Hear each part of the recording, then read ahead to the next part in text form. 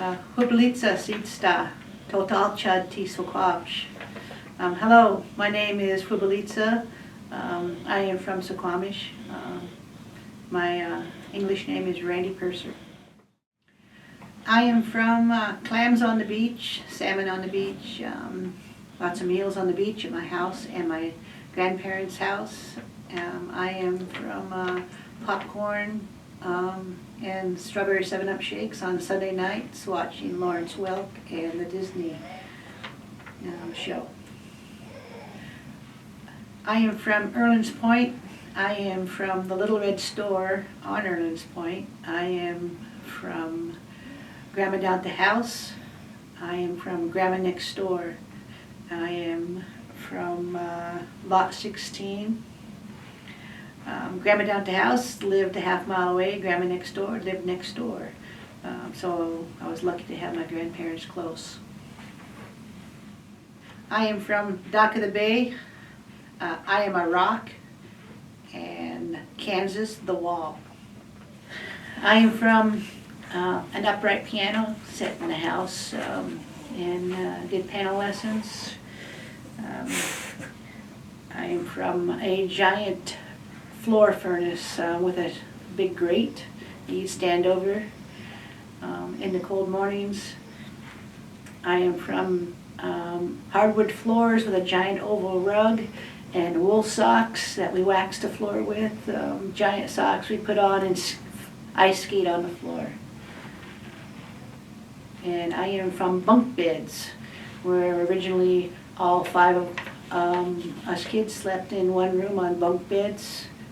Yeah, that's right, 2 bunk beds, 4 beds, 5 kids. Do the math.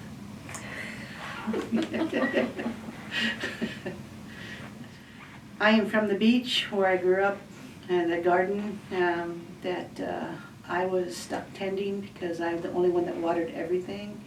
I am from dogs, grew up with dogs all the time.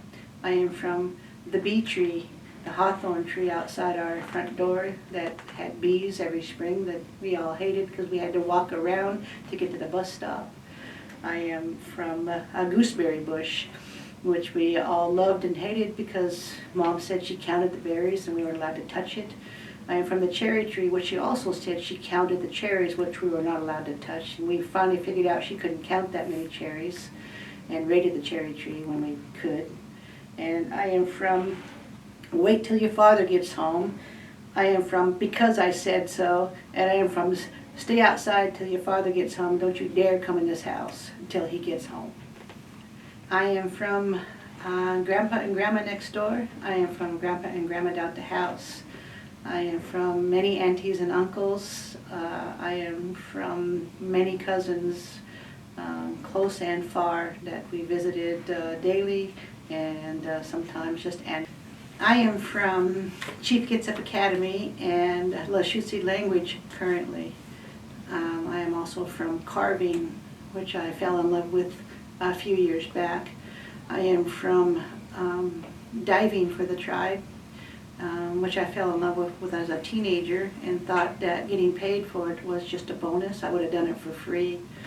I am from a fishing boat I grew up on. I am from a construction site I grew up on, and I built houses for many years.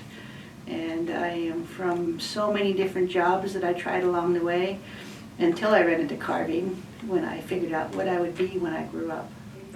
The Clam Wars. I grew up with the Clam Wars. We called it, back in the 80s and 90s, the Cowboys and the Indians. And we'd go out and dig clams, and there were no legal markets, so we sold them where we could. And the sheriff and the Bremerton cops, the county sheriffs, the state fisheries were always after us, and my dad told us, go out there and get arrested as many times as you need to be. I'll bail you out every time because somebody has to protect the rights for digging clams. He told me that when he was a young man, Ole Jackson used to ride around in Dyes Inlet in a black canoe and dig clams, and at night.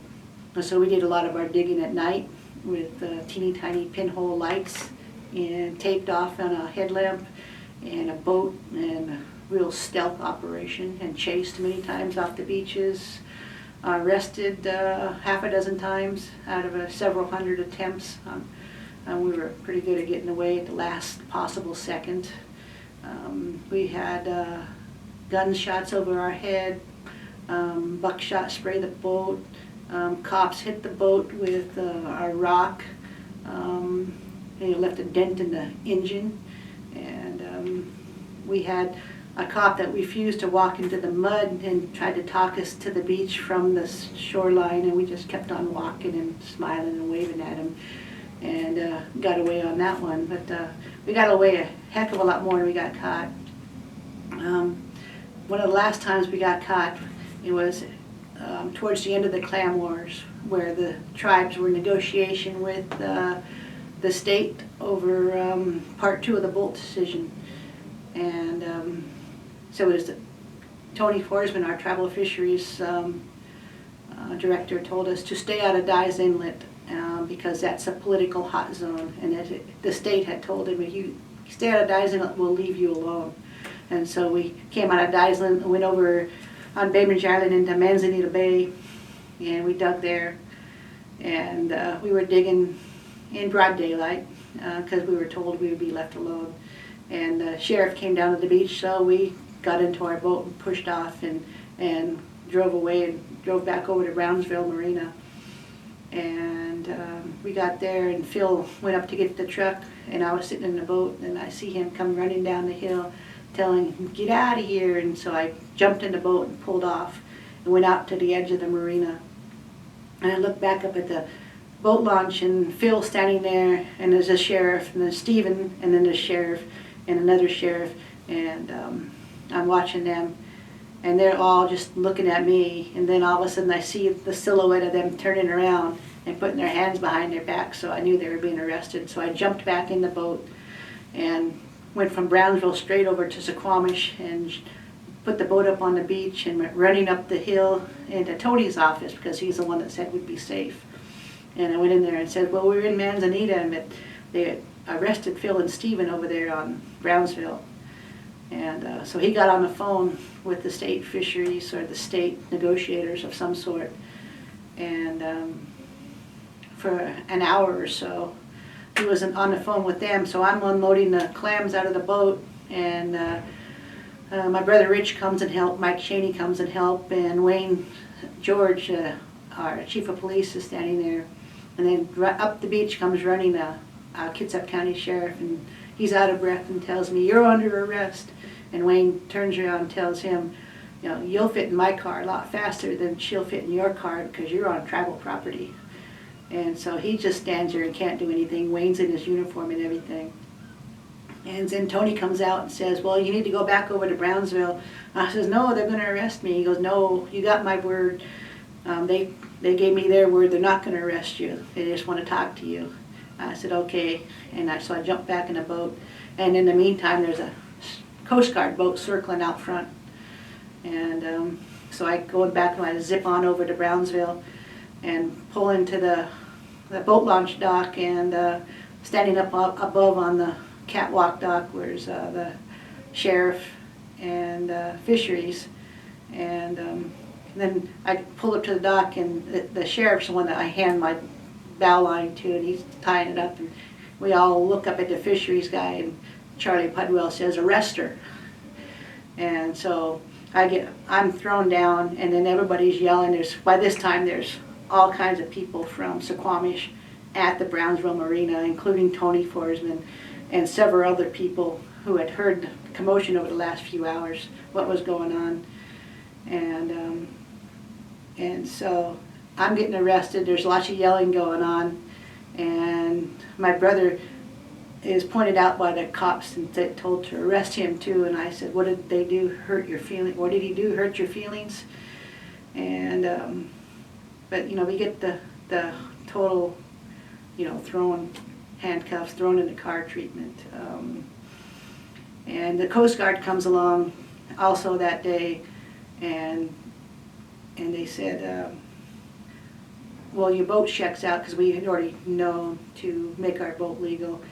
And I said, well, yeah, you should come to court. You'll see that they don't even press charges against us. We've been arrested several times. They've never pressed charges. And they go, well, if that's the case, we're never going to respond to a call again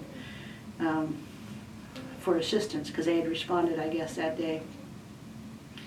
And that was the case, because out of all the times we're ever arrested and showed up in court, we never had charges pressed against us, even though we had our boats confiscated for long periods of time. On that particular day, my boat was confiscated for several weeks, and I would go every day down to Chico Towing and sit in their office and wait for them to call the courthouse, because it supposedly had been no charges pressed, so I could get it back, and they couldn't get a hold of the right people.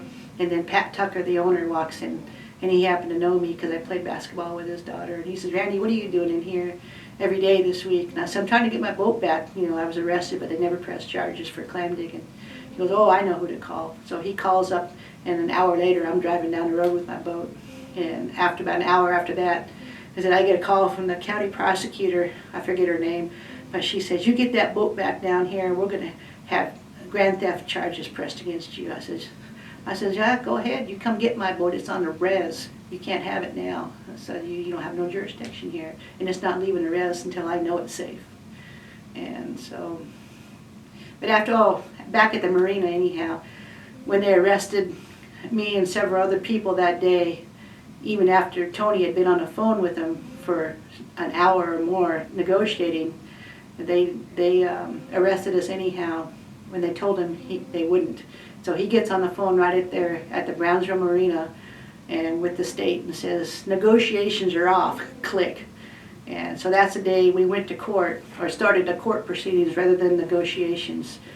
And instead of arguing over 15% of the geoduck versus 4%, we went to part 2 of the Bolt decision and ended up with 50% of the geoduck and all the clams, shellfish rights.